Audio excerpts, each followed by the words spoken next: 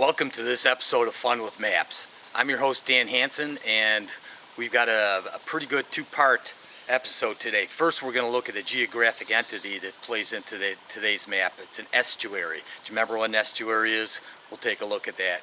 And second, because it's Independence Day, the 4th of July here in the United States, we're going to look at how the Hudson River and the estuary there actually played a part in the Revolutionary War and the battles of Saratoga. Yes, I said battles, and with the Hudson River. And hey, look, thanks to my sister, I now have a pointer. So let me zoom in on the map here. Remember last episode I told you about those foldable maps? Remember those? We're going to use one of those today.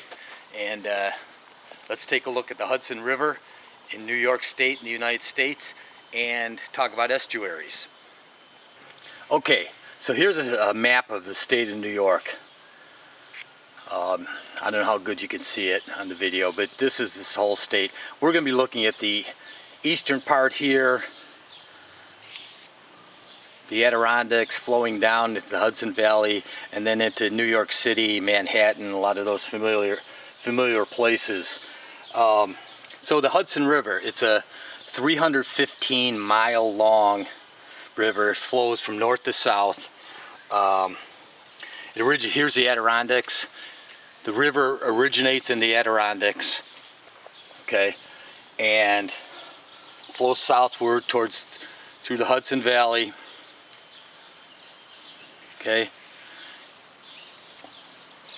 Upper New York Bay down here, we'll look at this a little closer in a minute. And it's actually a border here. It serves as a border between the states of New York and New Jersey once it gets down here.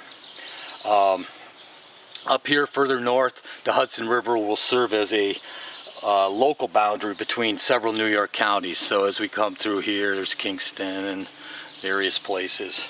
So this lower half of the river is what's called a tidal estuary, and it's deeper than the body of water into which it flows. So do you remember what an estuary is from geography class way back when? Probably not, but maybe. There's actually several definitions.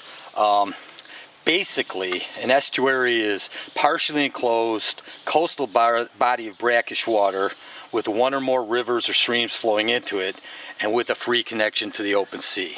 So there's a lot of funky words in there you might not remember. Brackish water, of course. Brackish just means it's got more salinity, more salt in it than fresh water, but not as much as seawater. So brackish water's got a mix of salt water and seawater. So it usually results from mixing, when you have the, let me move this over here, get a better shot.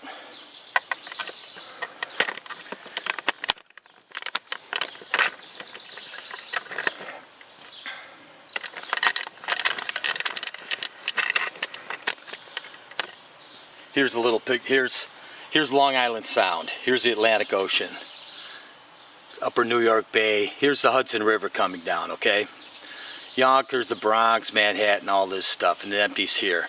So you've got the seawater here from the bay and the Atlantic Ocean. You got the fresh water here from the Hudson River coming down from the Adirondacks, and that's what makes it brackish water, and that's what makes it an estuary. An estuary is dynamic. It's an ecosystem because it's got this connection to the open sea. So the seawater will enter with the rhythm of the tides, okay? So it's not always, say, X percent salt water in this estuary here, because it depends on the tides and what comes back and all that. So that's actually a good thing. The mixing of seawater and fresh water provides high levels of nutrients, both in the water column and in the sediment around the river. So estuaries are among the most productive natural habitats in the world. And the word estuary actually derives from the Latin. First, it's a long word like a estuarium, which means tidal inlet of the sea. But that's derived from a shorter word, estus, A-E-S-T-U-S, which just means tide. So you have this ecosystem, that's the estuaries. Fresh or salt water here from the bay, from the ocean. Fresh water here from the Hudson River, in here from the Adirondacks. And here's a fun with maps interesting fact. Of the 32 largest cities in the world in the early 1990s, 22 of them were located on estuaries. Okay, so like you said, it's a rich natural habitat. So think of, let's see, how about the Chesapeake Bay in the United States of Maryland and Virginia. Think of, let's see, in Great Britain, the Thames estuary. That's where the River Thames meets the waters of the North Sea.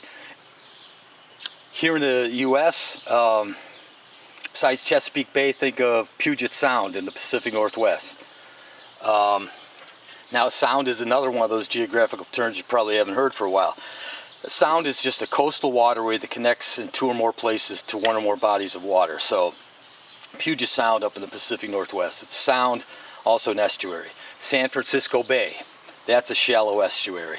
Tampa Bay, yes, it's a large natural harbor, but it's also a shallow estuary. It's connecting the Gulf of Mexico on the west, the central coast of Florida. So there's a lot of estuaries out there, and usually, like I say, these largest cities are built around them. Let's flip the map over and get it a little more detailed. Okay, the map's flipped over, and as you learned in the last episode, I really like these foldable maps. They got all kinds of good stuff. They have, you can zoom in on Albany, the capital, Utica, Saratoga Springs, Buffalo, Rome, Watertown, Ithaca, Corning, blah, blah, blah. But we're going to look at Rochester, Syracuse. We're going to look at New York City, Manhattan, where the Hudson River comes through here. We're going to look a little closer here.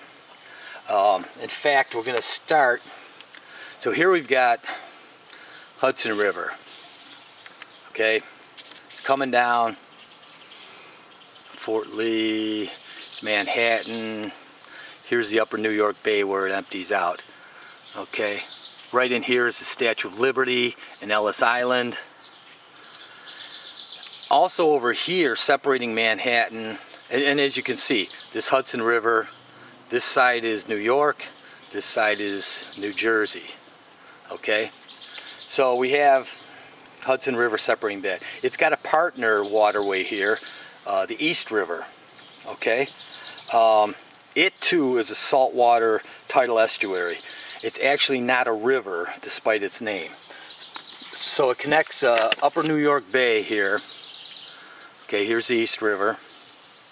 And it goes up to Long Island Sound, okay, up here.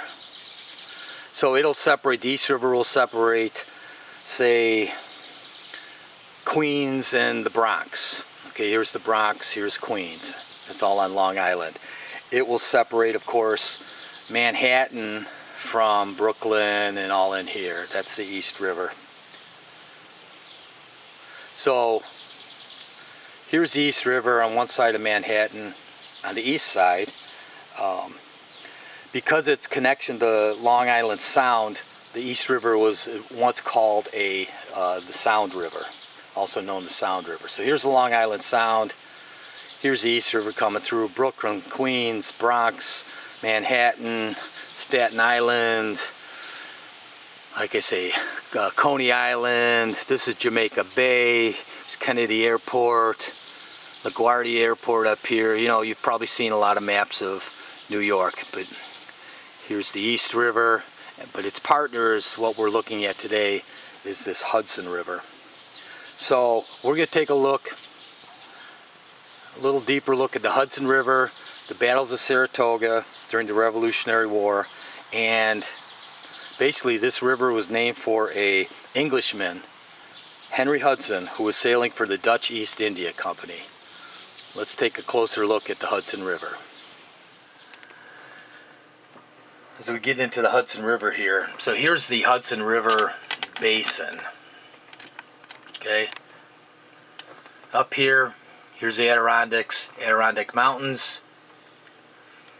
It's Vermont over here, Massachusetts, Connecticut, New York, Pennsylvania. You can see all this. But here's the Adirondack Mountains. Hudson River starts up here. Travels down, travels through here. It's the Mohawk River. Here's Saratoga Springs. Schenectady. Here's Albany. Kingston, Poughkeepsie, going through all this, Yonkers, then it gets to New York City here, where it empties into the bay. So here's the Hudson River Basin. This was taken by Shannon 1, Creative Commons license, SHANNON1/CC by -SA. So thank you, Shannon 1, for that. So here's what happened. Back in 1524, there was an Italian explorer named Verrazzano, Giovanni de Verrazzano. He was sailing for the King of France, King Francis I. He became the first European known to have entered the upper New York Bay. But he considered the Hudson to just be an estuary, not a river, and didn't pursue it much. But in 1609, almost 100 years later, there was an Englishman sailing for the Dutch East India Company, and that was Henry Hudson. And he explored it, and he explored the river. The Dutch called the river the North River, and they called the Delaware River the South River. So those two rivers together formed the spine, I guess you'd call it, of the Dutch colony of New Netherlands. So the settlements of the colony clustered around the Hudson, and it had strategic importance, to get from the ocean here into the interior of America. And this strategic river led to all kinds of competition between the English and Dutch for control of the river and of the colony then. So modern times here, you can see, the Hudson's a long river. This is the Bear Mountain Bridge from the top of Bear Mountain going along the Hudson, so you can get some kind of idea of it there. Here's a fun with maps fact. During the 18th century, the Hudson River Valley and its inhabitants were both the subject and inspiration of Washington Irving, he was really the first internationally acclaimed American author. Before him, Europe didn't really give much credibility to American authors, but they liked Washington Irving. You know about the Legend of Sleepy Hollow with the Headless Horseman, about Rip Van Winkle, all of that. That's Washington Irving, and it's all based in the Hudson River Valley here. So the Saratoga Campaign in 1777 was an attempt by the British High Command to gain military control of this strategically important Hudson River Valley. Okay, so this is General John Burgoyne. They called him Gentleman Johnny. He was well-mannered, typical of how it was with the British officers back then. This is a portrait from 1760. So he had a main force of about 8,000 men. And he moved south in June from Quebec. He was up in Canada here, moved south, boated up Lake Champlain. Here's Lake Champlain. And then came down to middle New York. And then marched over the Divide and down the Hudson Valley into Saratoga. Okay. So up from Montreal, he came down with his 8,000 guys. Alright. Now Burgoyne's march, this great photo, this great drawing is from Houdinski, Hoodinski, a Creative Commons license, and it's something else. So he initially skirmished, let's go back to the Battle of Saratoga.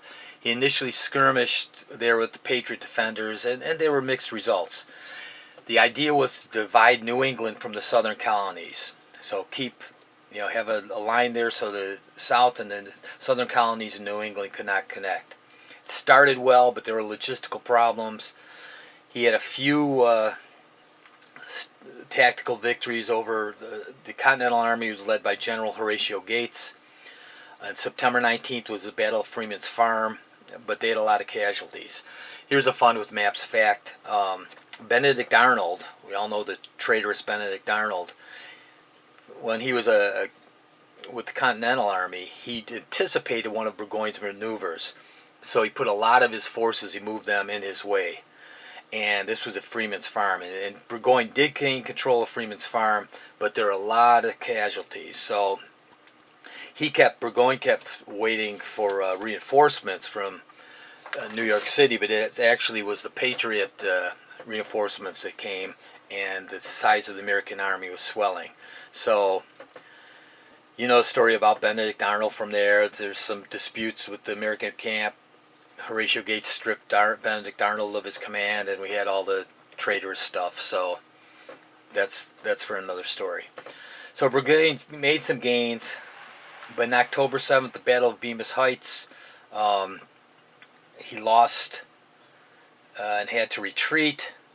They were surrounded by then much larger American forces at Saratoga, and they had to surrender on October 17th. So this was after losses in the battles, more than one Battle of Saratoga in September and October, and he had the American army kept growing, his forces kept dwindling, and that's why he had to surrender to Horatio Gates on October 17th. One of the problems for him was the communications. He was getting his orders from England, from London, and that's a long way by ship back then to give orders. So the battle was planned so far away. There's supposed to be a British colonel with his forces moving east through Mohawk River Valley to Albany, but they lost their Indian allies, and so they didn't come through. So Burgoyne didn't have them. And then they were supposed to, General William Howe was supposed to send his army up the Hudson River to link up with Burgoyne, but he actually went to Philadelphia and took Philadelphia instead. So he left Burgoyne hanging. He got Philadelphia, but Burgoyne was, they tried to get some troops in from New York City, but it was a little too late. This is the classic photo or painting by John Trumbull of the surrender of General Burgoyne. It's hanging in the United States Capitol Rotunda. Basically, what this surrender did, it prevented the British from dividing New England from the rest of the colonies.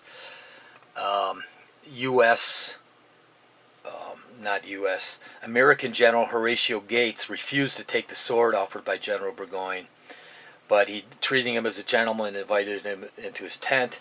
And all of these people are specific officers that would be recognized and are listed, and you know who they are. So this is a great painting hanging in the rotunda of the Capitol, U.S. Capitol.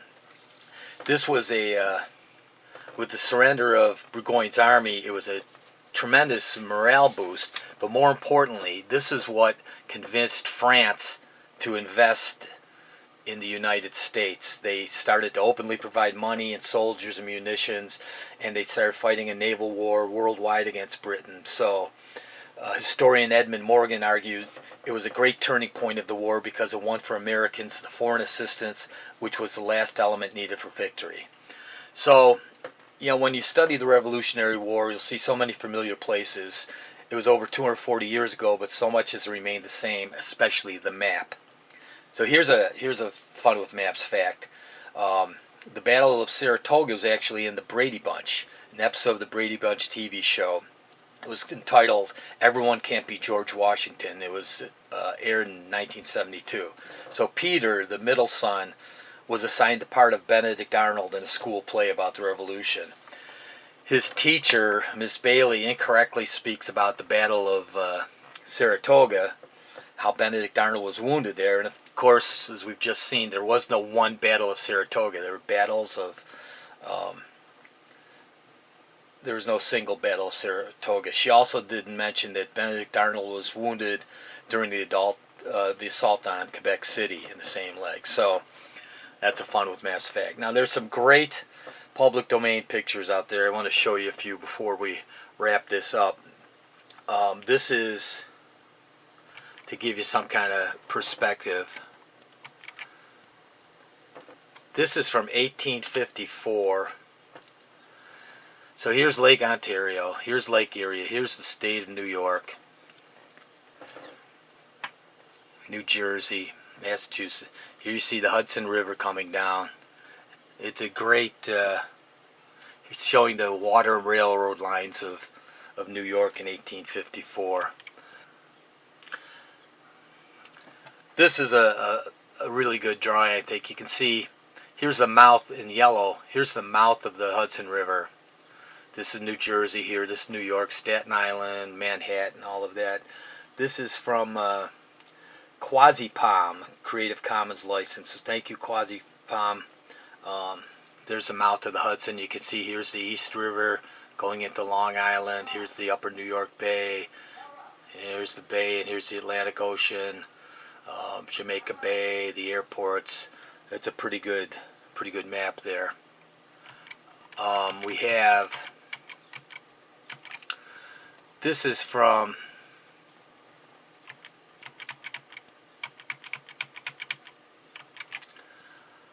this is a topographical map of the Hudson River from 1864. So it says from the head of navigation at Troy, New York, to its confluence with the ocean at Sandy Hook. So Sandy Hook is that peninsula down there in New York, and this is you can't really see it too good on the screen, but if you can study it, it's really worth seeing.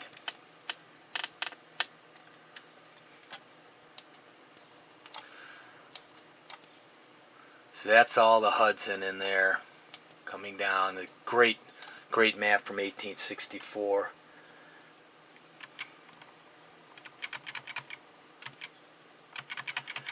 I think finally, just to give you some perspective of New York City, you know, it's obviously the most populous city in the U.S. and plays such an important role in commerce and history and all. But this is a nice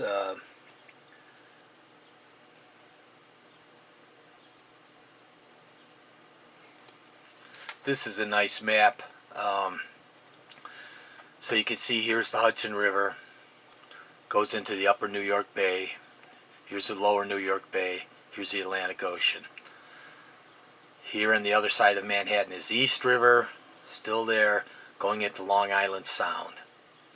Over here from the bay you see Jamaica Bay. And down here, you know, you've got Coney Island and Staten Island and Brooklyn, Queens, Manhattan, the Bronx. This is a really good